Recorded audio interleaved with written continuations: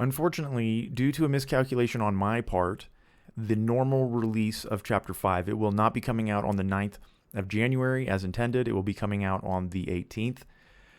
And there's just nothing I could do about it. It was too late to fix it once I figured out the problem. We're really sorry about that, but we'll have a little behind-the-scenes sneak peek, 10, 15 minutes long, in lieu of Chapter 5. And again, just 9 days delay. Thank you. Sorry about that. Hopefully it won't happen again.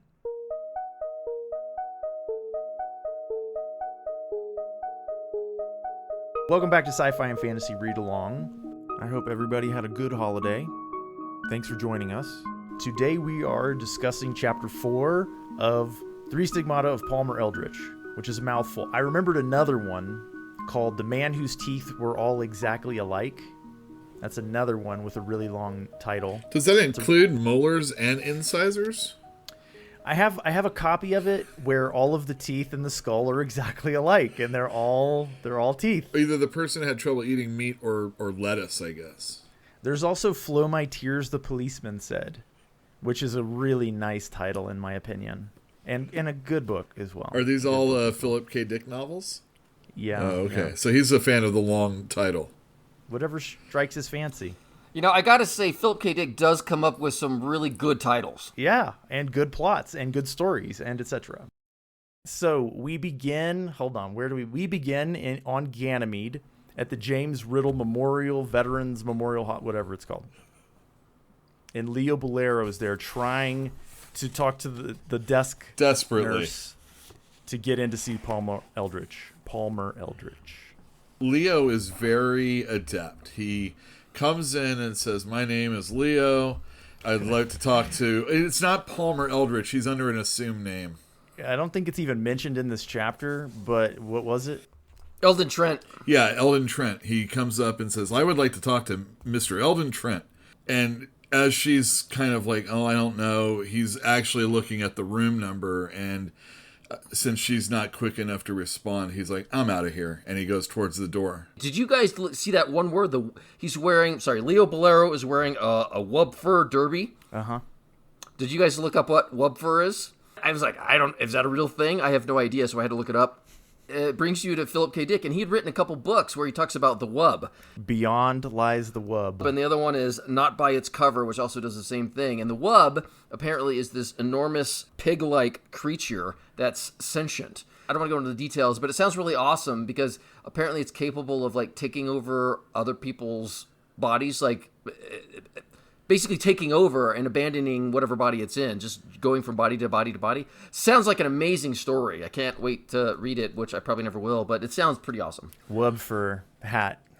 Yep. Yeah, wub for hat. I don't know what it does to you, but maybe it rewrites his memories or talks to him or soothes them. Who knows? But it sounds kind of cool. Well, it doesn't help him get into Palmer Eldritch's room at all because there's security guards there. Armed security people. Guards. A pair of them. Yeah. And we'll find out, they've been waiting for him. They knew he was coming. He's the exact yeah. reason why they're there, actually. Yeah. I told you, I had this suspicion that all the points were adding up to the UN and Palmer Eldritch being in cahoots together somehow. And here's the UN guarding him. And I don't know what's going on. I don't know if they're necessarily in cahoots yet, but they definitely are out for Leo a bit. They're there to thwart him, yeah. And that's their sole purpose for whatever reason. That's their sole purpose. Right. It's at this point when he's being not allowed into the room by the two armed guards that we meet Zoe Eldritch, the daughter of Palmer Eldritch, and a man named Frank Santina, who is the head of the UN legal blah blah blah what division. Just the legal division. That's all it says. He's head of the UN's legal division, and he's Ned Lark's superior. And Ned Lark, if you remember, is the guy who was responsible for capturing the ship full of candy that Leo Bulero lost at the beginning of the book. And also, Ned Lark is the division chief for the Narcotics Bureau of the UN. Right. And these are the people who are ignoring the bribe money that had made candy possible in the beginning. So we are introduced to these people. Zoe Eldritch is a sharp voice that's like right at his ear, and she's like, "How did you find my father?" As though that would be hard to do with precogs floating around. She hadn't considered that, though. Frank had even told her, we need these guards because Leo Bulero is going to be showing up because he can find your dad. And she's like, how? How did you do it? It's like, what? How did you not understand what Frank Santina just told you about precogs? Well, that's what he said. Frank Santina said through one of his precogs, probably. Isn't that so, Bolero? And it could be Ronnie. She could still be a spy working for the UN, feeding them information. She could be, but I think that you're beating a dead horse for now. Let's wait till the end, yeah? She's in it for Ronnie. She's more likely to be a UN spy than a spy for Palmer Eldritch, I think. However, so they thwart him. They say no to him. Did you guys get the feeling that Zoe Eldritch was asking more than just how did you find my father? What do you mean? What I mean is, it seemed to me like she wanted to know what he knew, not how he found him. I didn't read anything into it. I was too busy paying attention to how Leo Bulero described Zoe. When he's walking away and he's like a lesbian. Yeah, she's short-haired and big and possibly a lesbian or something like that. Heavy set, short hair, no makeup. Oh, that's what, no makeup, that's right. Yeah. And then he said, ugh. He did.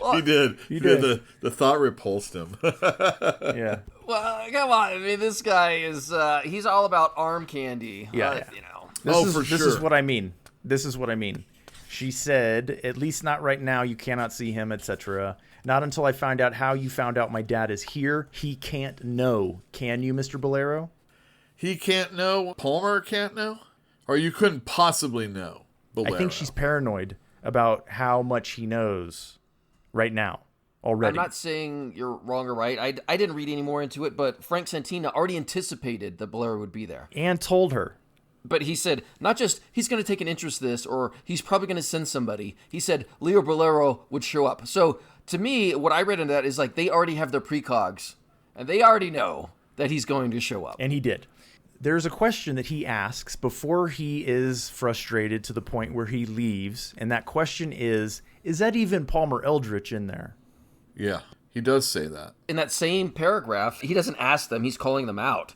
He says, I think you're all nuts, or else you're trying to hide something. Mm-hmm. Maybe you've got guilty consciences. But they don't make a move. They don't say a thing. And he's like, that was my last thing I was going to get them with to get in there. Because he tried, well, if he knew I was out here, he'd want me to come in and see him anyway.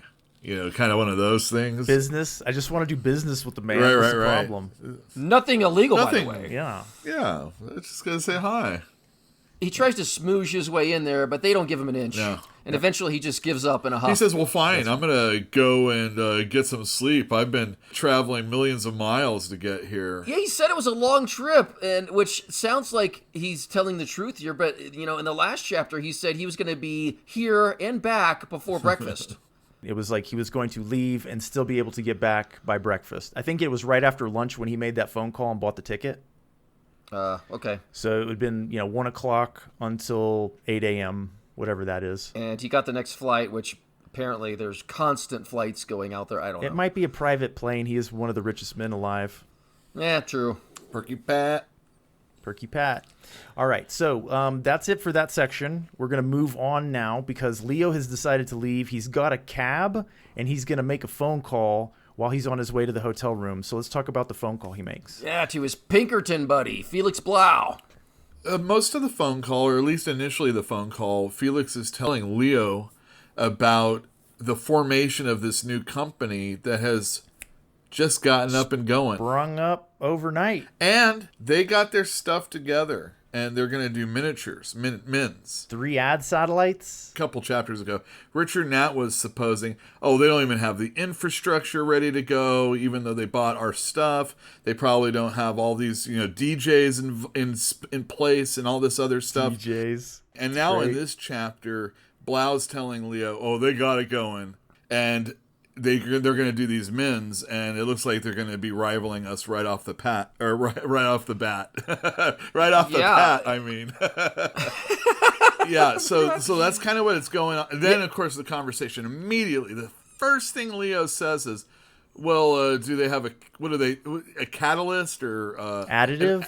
Do they have the additive? Kind of like, do they have something like candy? Because, like, what use is a miniature without candy? None. Zero. That's Not at all. I had the impression for the first time that the mins themselves have this psycho additive that makes it all work. You can't have one without the other. This is the first time I kind of picked up on that. It's not candy by itself or Chew-Z by itself. There's an additive that you add to the mins that make it all work. That's kind of the impression I got. I think the additive is candy. Well, but candy's what you eat. Yeah. I see what you're saying, Phil. It's like batteries and electric toys.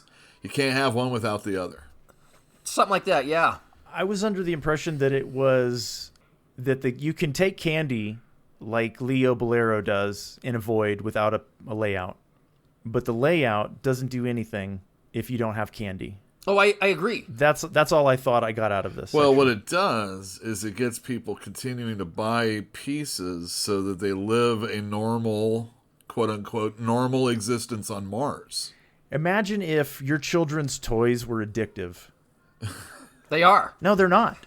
They're not actually addictive. They don't form a real dependency in your children. What about that organization coming up overnight? Did you get impressions of fungus, mushrooms? So somehow Palmer Eldritch's name is brought up during this, and that maybe he's involved with the company that's starting up. And they talk about the lichen, which has a component that makes candy or something like that. What is lichen, Philip? It's not a fungus, is it? It is. It is a fungus. Yes. Okay. And fungus is in its own kingdom? Is that right?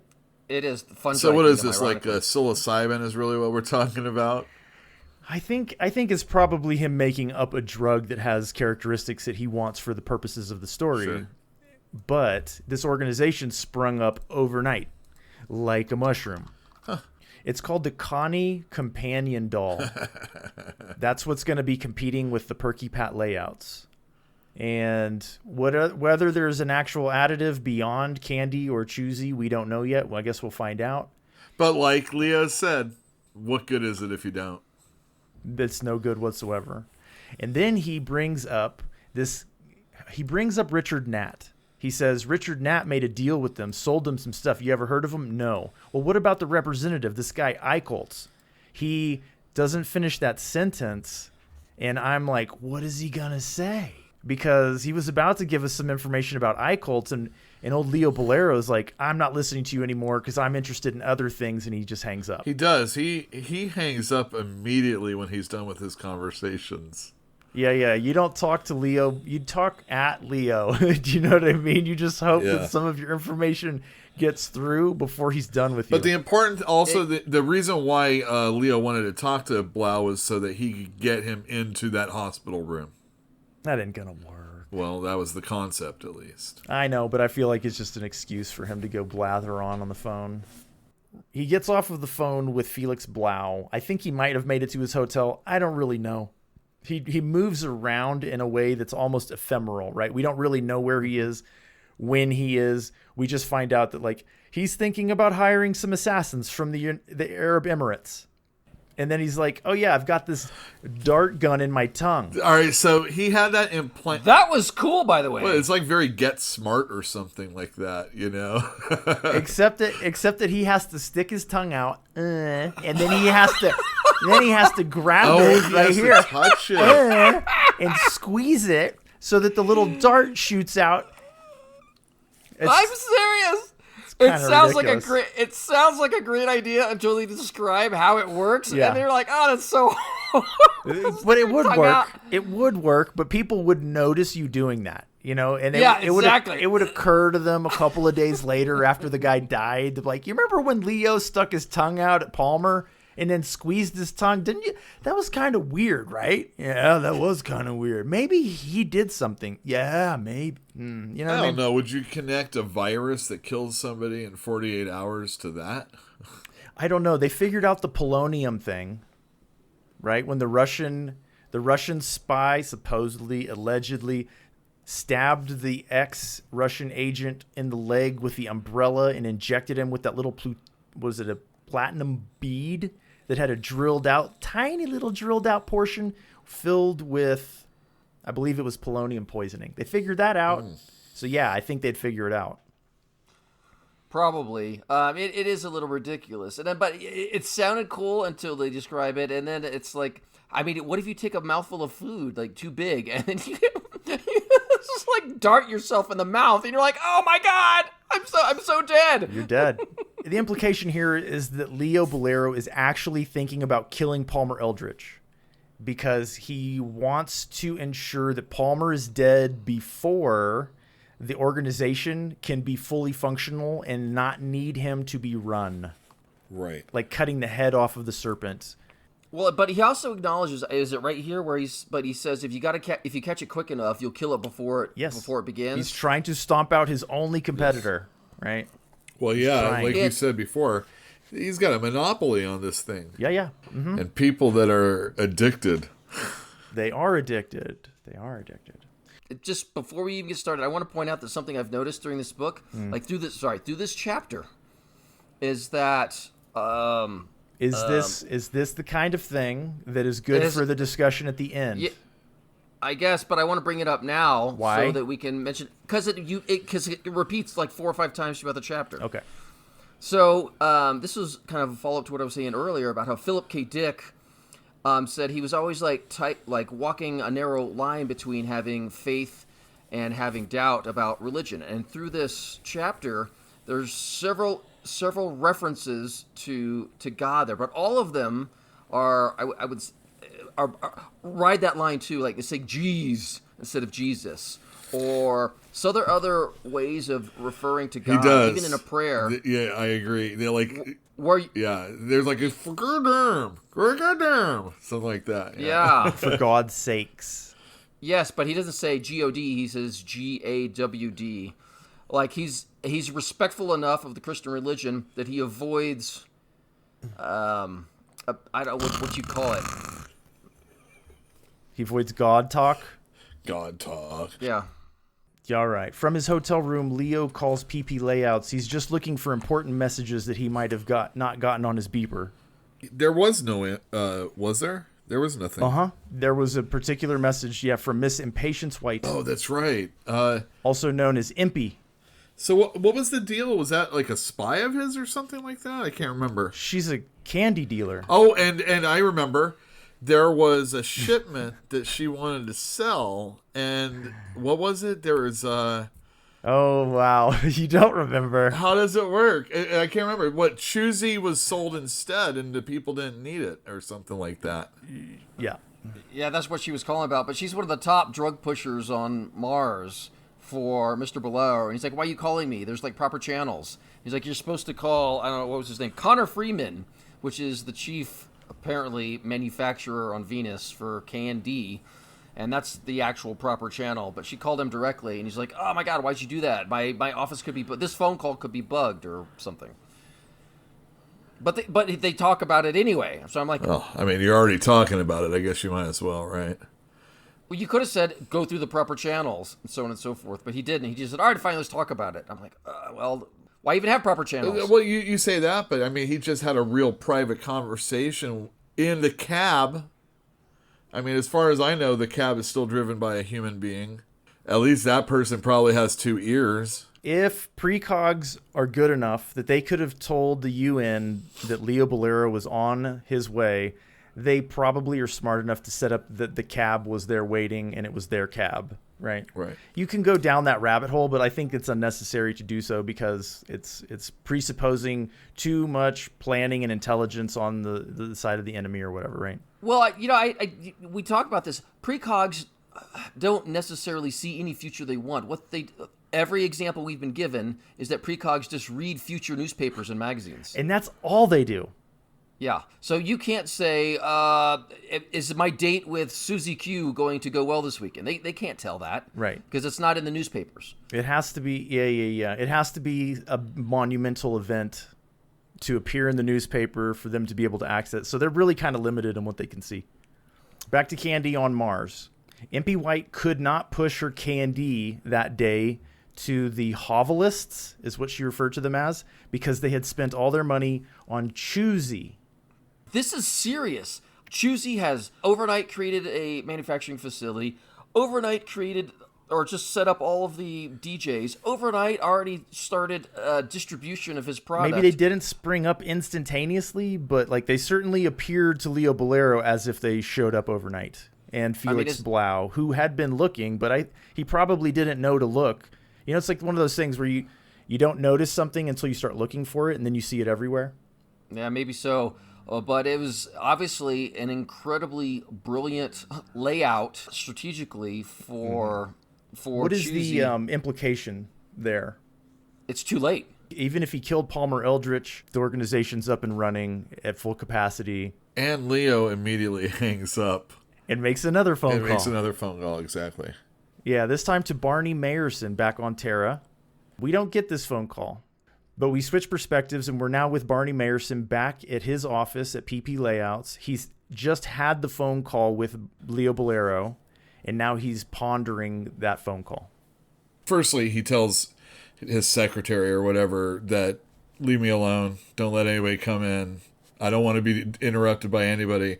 Does he say even, especially if it's Ronnie? Yeah, especially not Ronnie. I found great interest when Barney called out Leo. He said that Leo was baffled by the first competition that he had ever experienced in his life, and he simply wasn't used to it. And that's probably true. He isn't as big and as powerful and as almighty and as dominant as he always plays out to be. He's a very fragile person who really can't handle true obstacles in his life because he just buys his way out of obstacles. Is this the first time that Barney's seeing this, do you think? Probably, because it's the first time it's happened. Right.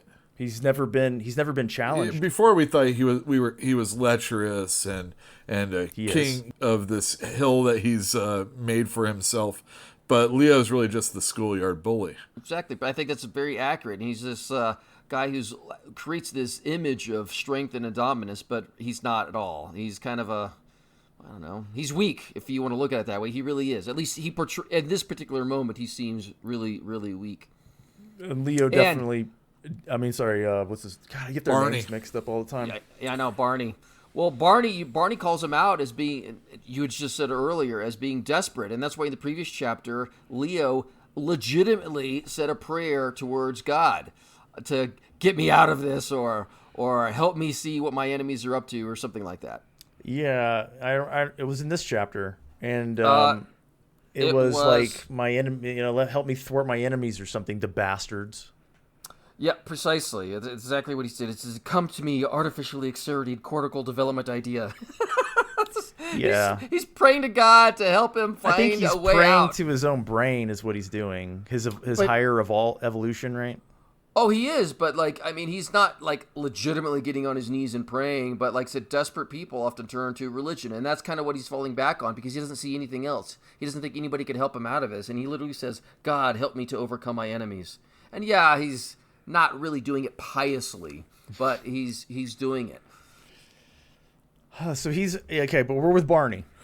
Oh yeah, and he takes Leo's advice and he kind of looks at the future, and he sees, I guess here, or has already seen, Leo being arraigned for murder of Palmer Eldritch. Yeah, he sees the same thing that Ronnie saw previously. Right, and this is where we're getting a little bit of a discussion of how precogs can read newspapers or media, but it's got to be something significant. If it's important, if it's something like, the Hindenburg, he's going to be able to see it in the future. Maybe something that Barney does in life, he might not be able to see, but Leo killing Palmer Eldritch is a big deal. Exactly. So it's really hard for them to be beneficial personally because you're not going to be able to read the newspapers whether or not you got fired or hired or got a raise or who did get a raise, or they can't do things tactically to support themselves very, very well. They just read newspapers of the future, which tend to be large attention-grabbing events. And doesn't that seem kind of like a artificial rule? If you were able to read headlines in the future, that suggests to me that you can see stuff that's going on in the future. And why would you be artificially limited to headlines?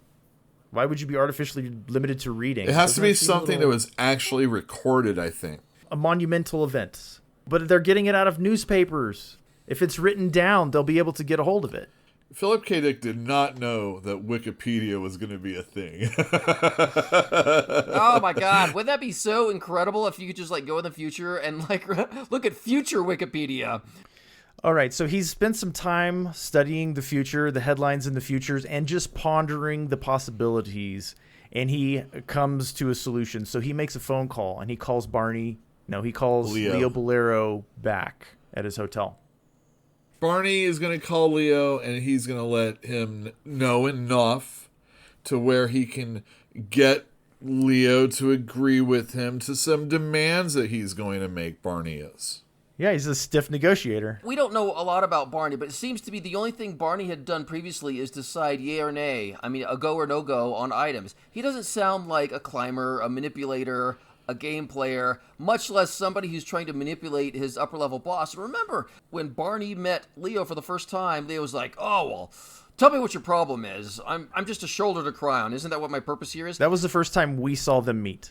That's true, but it just, I never got that Barney was this manipulator and game player. He's not. He's ruled by emotion and upward mobility. Like, he's really a bad negotiator. He asks for stupid stuff. Like, he does ask to get rich, but then, like, his second request is ridiculous. It's stupid. It changes nothing. It's just like, it's like putting a stamp on your resume. Barney asked for 1/4% of the gross of PP layouts, not the net, the gross. Okay, so that's one of the things that he asked for. What's the other thing he asked for? Oh, he has to be basically whatever division chief of every single precog. He said, I want every single precog to come through me on their decisions, so he gets the final say, which is a climb. It's essentially a promotion. You don't think that's a promotion? No, it is a promotion. It's just really kind of dumb. I don't think so at all. All it's doing is letting him say yes or no more often. He's in no way showing us that he's an intelligent negotiator. He's in no way showing us that he's an intelligent person. He just wants more money, and he wants to be on top. Well, keep in mind, in the very, very, very first chapter, I think Ronnie said that, well, precogs sometimes have trouble evaluating the present.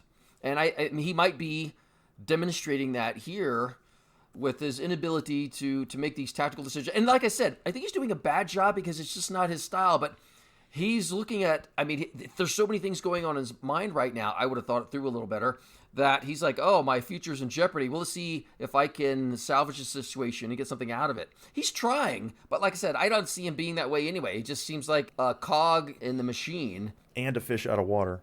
Yeah, that too. He just doesn't seem like a capital piece in the organization, and he's trying to be, but it just doesn't fit him. Well, he was looking for advantage. Like, he thinks that the company might be going down. He thinks that he needs to get something out of this information that he's being asked for. And so he does. He asks for it. And Leo agrees to both counts. And he's like, well, you're a greedy guy, and et cetera. But he does agree. As of yet, Barney hasn't told Leo how he can get that meeting with Palmer Eldritch. How is he planning on doing it? Barney gets Leo to okay to the demands that he's made. He didn't get any of that in writing, so again, no, well, maybe for not sure. that bright. Well, that's true. Maybe not. Maybe not. But this is an important time-sensitive material. In 3 days, Palmer Eldritch is going to be moved from the hospital. You just said it's time-sensitive. 3 days. 3 days from now. 30 million miles in between trips. Yeah, exactly. He's going, and there won't be any UN security. It'll be his security. And the thing is that there is going to be a press conference, and we find out, and Leo actually finds out also probably, this is probably for the very first time. Yeah, I think so. He finds out that there's a quarterly trade magazine for Perky Pat layouts. That they produce. That he owns. And he's going to get in on that meeting as a reporter.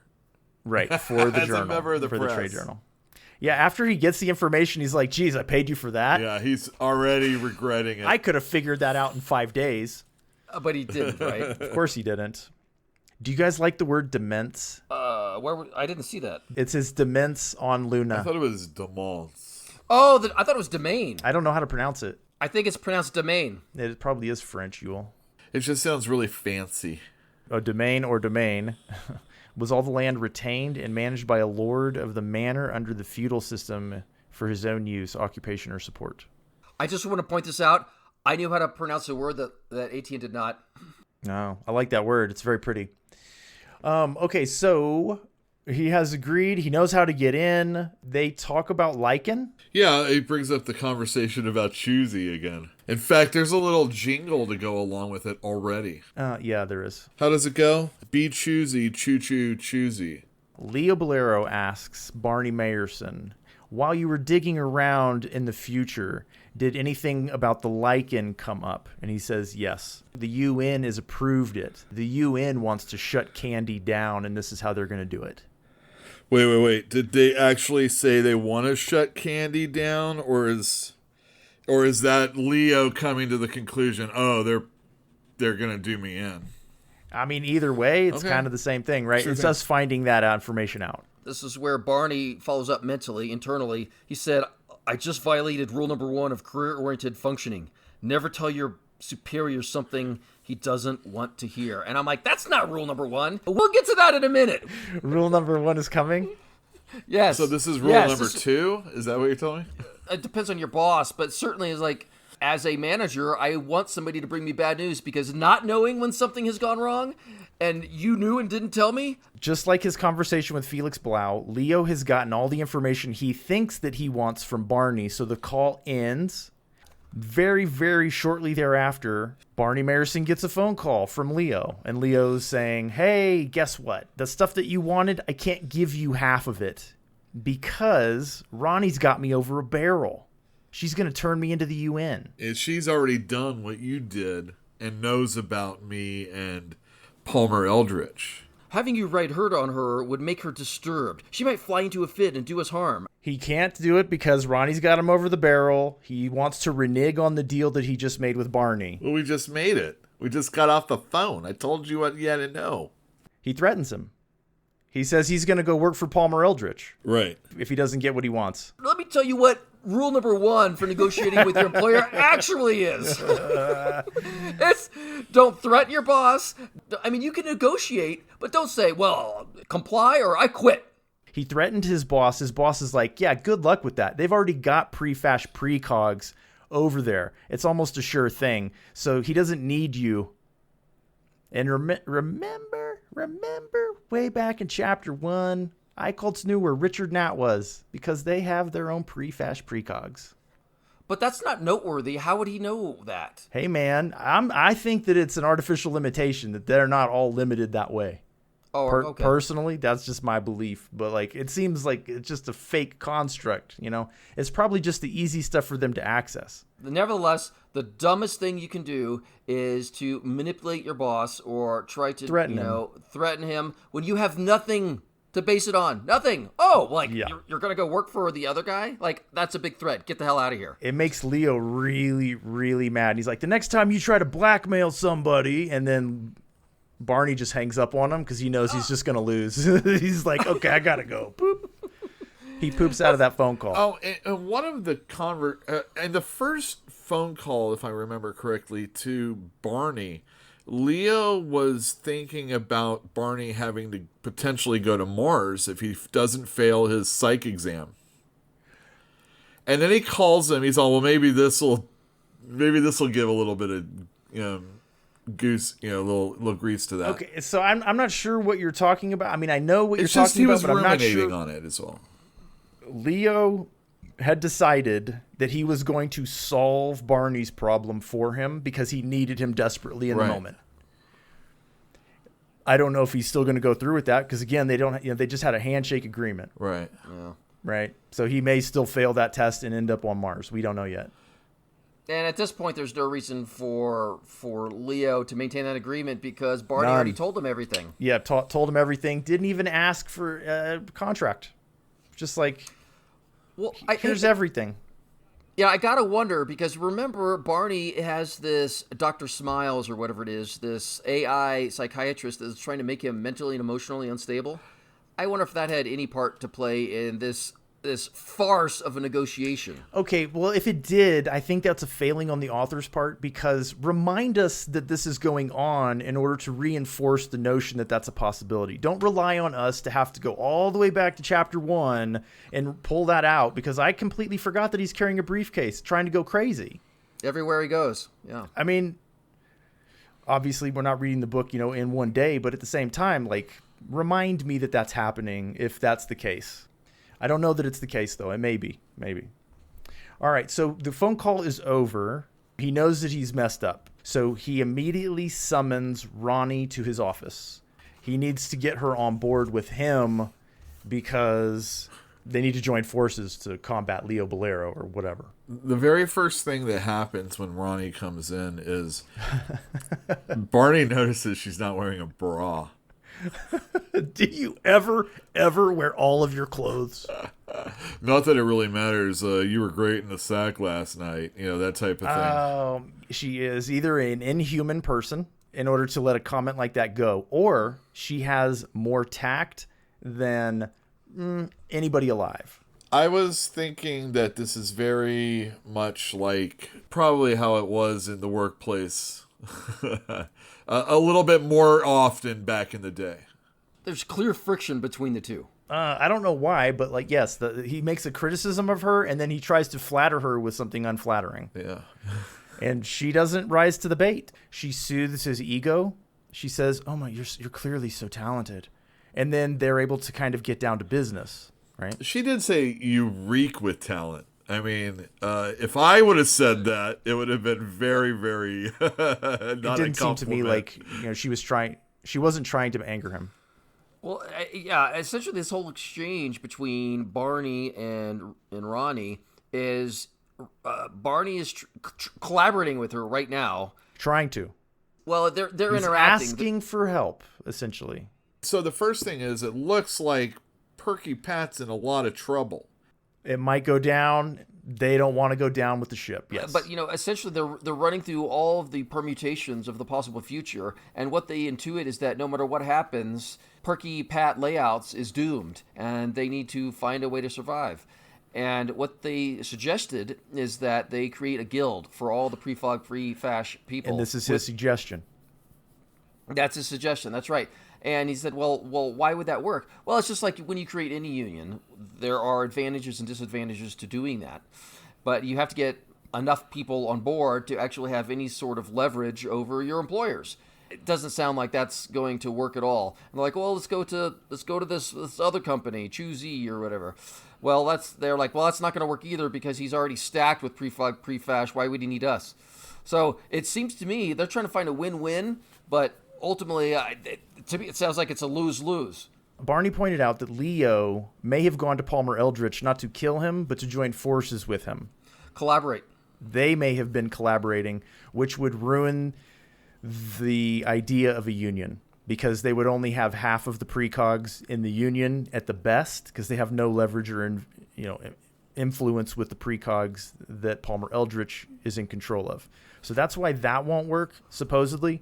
But this is pointed out by Ronnie. She's like, "Oh, you poor dumb sweetheart. You're so stupid. It's so sad." Does she say he's stupid, or is that when she's talking about when Ronnie is telling Barney that it looks like we're going to be out of jobs, and she's like, "Oh, you've worked so long to get to the position you're in." He's like, "Oh, I hate you." Yeah, I can see why everybody's or why Leo was so worried about you. It is when he suggests unionizing, essentially, right, that she becomes kind of condescending. She's sweet about it, but at the same time, she's still being condescending. She's like, "I've got way more years in front of me than you do. I've got so much more to lose." But she says, "You've got a few left." That's how he's all thanks a lot.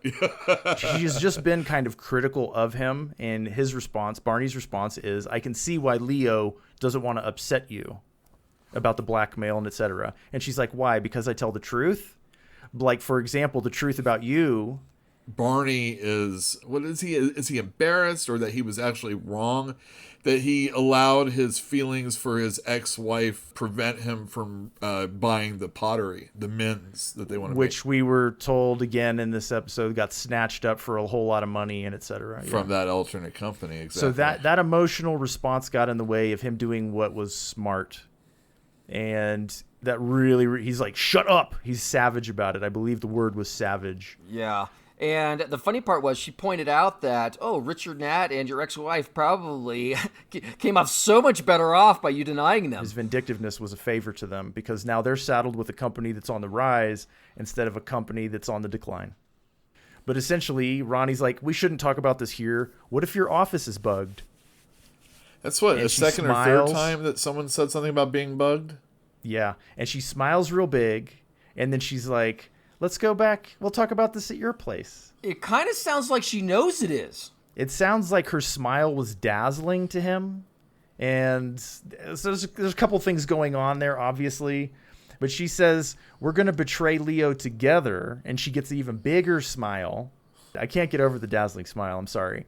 But then the very, very last bit in this entire chapter is Barney Mayerson thinking, but what if the thing that came back is not Palmer Eldritch?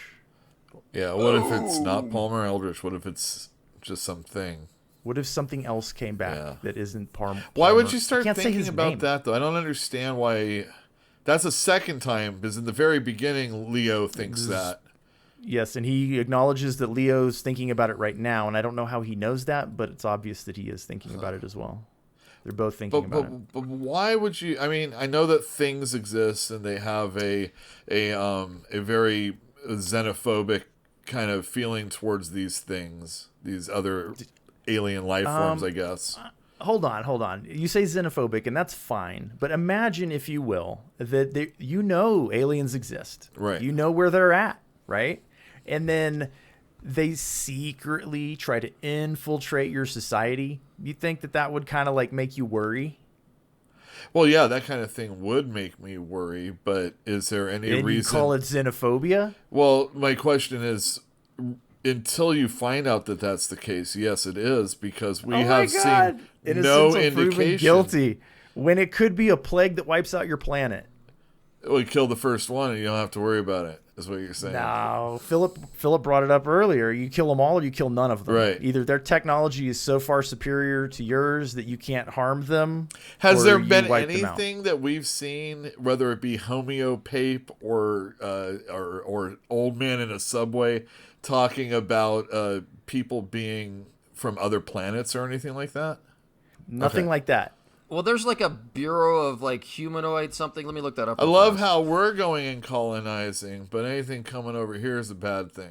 You know, We've colonized the solar system. We haven't left there's no colony outside the solar system that we're aware of. Gotcha. So again, what are they worried about? What thing could be coming back that we? Think of the television show V, with Yeah, like but those aliens came to Earth. We saw them come to Earth. They Palmer didn't. Eldritch is on the moon in 3 days. I He was in realize. Ganymede. He was on Pluto. He's on Ganymede. He's on Luna. That's just a hop, skip, and a jump from Earth. If he's not Palmer Eldritch. I understand. I'm just, why all of a sudden is on? I mean, would I even suggest, like, well, why was this thing even Palmer Eldritch? Why is he even alive then? Why should I even? Maybe he's just a brain in a jar. Also, I have no idea. Guys, What? I looked up my notes. Palmer Eldritch had gone to the Prox system at the invitation of the Prox Council of Humanoid Types. Gotcha. Yes. I mean, humanoid types? Whatever. There's aliens out there. Right. But why? I mean, but why is it not Palmer Eldritch in that ship? Is what I'm saying. In the first or second chapter, it occurred to me, and I mentioned it in the podcast, that there were enough hints by the author that I had wondered if it was him, if it was not an alien, if it was not a Prox thing. Right. So I don't know what triggered it in them, but I know the author triggered it in me before it was mentioned by Leo or by Barney. So to me, my hat's off. He did it to me. So, and it all had to do with Icolts and how weird Icolts was. Well, he's all puppetery, or like a puppet. I mean, A spindle. or like yeah. Yeah. So let's see. There's some stuff at the end. Like, you wanted to talk about Ronnie. Let's talk about Ronnie since we're real close to her right now. Right. Yep. So I did at the very end. I had this not an epiphany, but I definitely did reevaluate my perception of Ronnie, And the What closest was it before? I thought she was like arrogant, headstrong, like green, cocky, and hungry for power and advancement. And Okay, and now? and not clear how to do it. It's just like when you meet a lot of young people that think they can own the world by Yeah, they have no plan. I got it. What's next? well, okay, that's fine. Many synonyms. Many synonyms. What do you think of her now? The best I can describe it as, I think she was very accurate. She's like, well, she said she always tells the truth, but she also seems really a little bit detached from reality. And the things she says, she's almost like she's not quite there all the way when she interacts with other people. Like she's acting strange in a way that we would interpret people to act strange, but you're talking to somebody who's literally not all there because she's partially in the future. She's a precog, yeah. And that's why she was pointing out to Barney that, oh, well, a lot of precogs are more in tune to the future than they are to the present. And the best analogy I can think of is, do you guys know Luna Lovegood from the Harry Potter series? Yeah. So I kind of see her as a little bit like that, just kind of like almost like a little dreamy. And she's very sharp, but she's also not all there. That's a good analogy. I like that. Luna Lovegood. Okay, so did you notice that early on her teeth were described? She had even, perfect teeth. That was a long time ago. That was in one of the earlier chapters. And now her teeth were again described. Her smile was dazzling, and she says that she speaks the truth. And I'm really starting to wonder about her. What do you mean wonder? I don't want to openly speculate about what I think about her, but like there's too many things that make me wonder about her teeth, for example. Like I think you're the one being paranoid about aliens invading. Look at the cover. Look at the cover of the book. Look at that dude's teeth, man. It looks freaky. Okay, right. Perfectly even, normal teeth. Like, admittedly, that's a little meta. I'm looking at a book cover from England in the 70s, and I'm going, she has really even teeth. But the authors pointed it out like 3 or 4 times, and he described her smile as dazzling. Yeah, it's a little supernatural. It does seem a little bit mystical almost. And then you described her as like Luna Lovegood, and I'm like, yeah, that's pretty accurate. I feel kind of similarly about that. But anyway, she's the voice of truth for us right now. And she does say things that, would offend people, but they're true. So good for her. She almost lacks tact when she talks. And she says the truth, but it's not the kind of truth you would have in a normal conversation. It's, just she casually points out that, I have more years ahead of me than you do because you're an old man and my career is going to be longer than yours. She said it much nicer than that, but she did say that. Yeah, it wasn't a jibe or spiteful or meant to say your reaction. It was literally stating her fact. So did you get the sense that maybe she turned Barney there at the end? Like a spy might? I don't know. I just had the sense she's like, oh, let's go back to your place. Like, but she said, we're going to betray Leo together. And like his idea originally, when he summoned her to his office, was, I'm going to get this woman to help me out. And he ended that conversation with her in agreement that they're going to betray Leo. Almost like that was her idea all along. And she was flattering him and allowing him to be rude and doing all of these things in order to get him into a position where he was weak. So she could get him to agree that that was what they were going to do. If that's true, and I think you might be right, go back to the conversation that she had with Leo in Leo's office. She guided that entire conversation to about a point going where, to Ganymede and getting what she wanted out of it. Right. So she completely manipulated the entire conversation tactfully in a sort of way and got exactly what she wanted out of it. And I think she's doing the precise same thing here with Barney. Okay, so I think maybe it's more likely that she works for the UN than Palmer Eldritch. I mentioned that before, and I think why I think that is because when she was doing the exercises in the beginning, she said that she was doing the UN combat wing exercises. And I'm like, that's a weird association. She shouldn't have admitted that if that was true. But at the same time, that's what put the idea into my head. So are you believing she's a spy now too? I think it's possible, and I see evidence for it now, whereas before it seemed a little thin. It seems less thin now. But the UN is working hand in hand with Palmer Eldritch, it sounds like. Yes, but it also sounded like Palmer Eldritch was just using them for protection until he could get back on his feet because he was genuinely wounded. Right. And as soon as that's done, he's going to go back on into his own domain, as it were, and he doesn't need them anymore. Sure, but didn't they declared Choosy on the ups? Well, they did that because Choosy is benign, as it was described to us in this chapter, It lasts which I think longer, means too. Well, that was Leo's speculation. Right. He doesn't know. It was described as benign by Felix Blau. And I think that means it's not addictive. And the UN has given it the go-ahead in order to curtail Candie shipments, because obviously Candie is addictive. It's probably bad for people. It's making them less productive members of society. And the UN is trying to build societies and colonies around the solar system. So it's going contrary to what they need.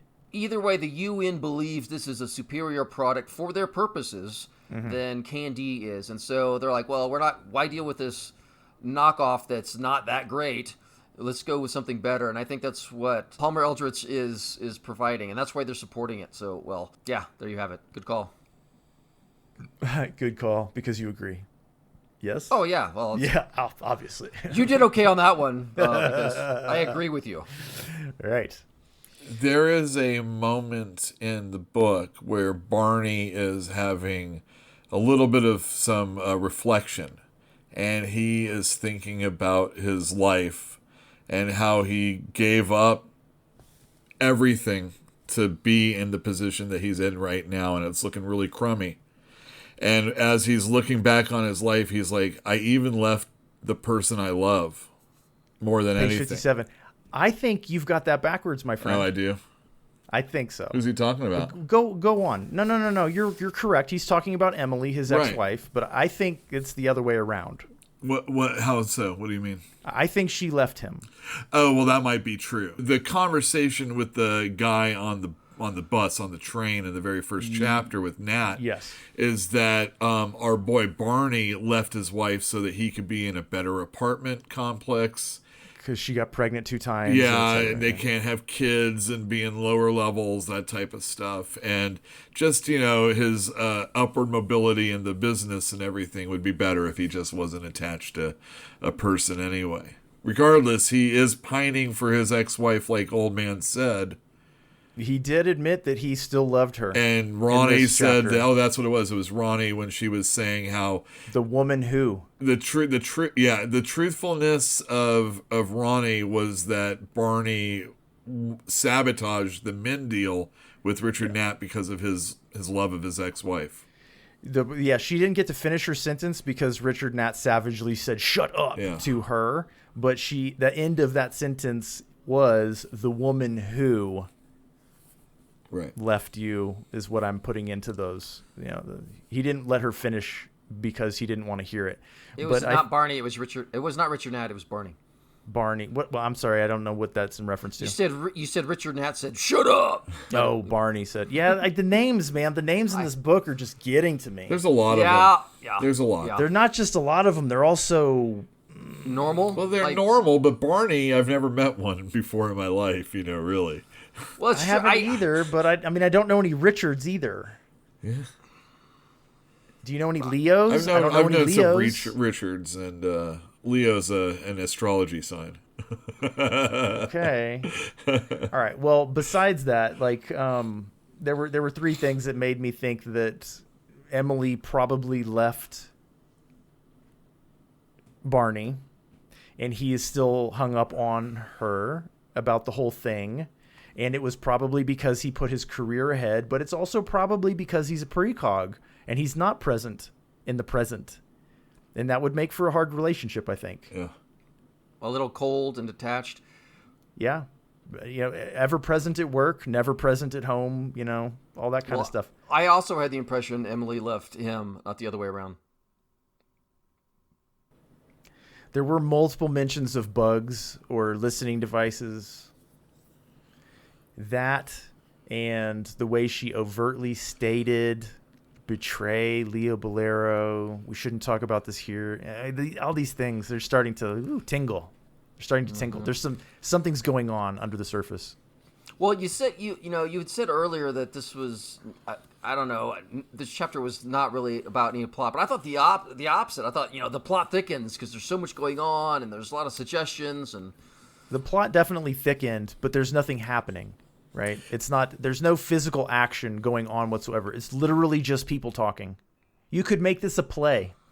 As a reader, how much am I supposed to put stock into the fact that Palmer Eldritch is actually heading this company that's going against Perky Pat?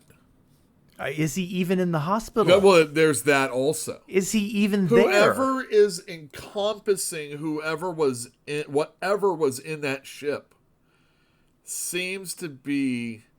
Did a ship even crash? All right. Well, I don't know.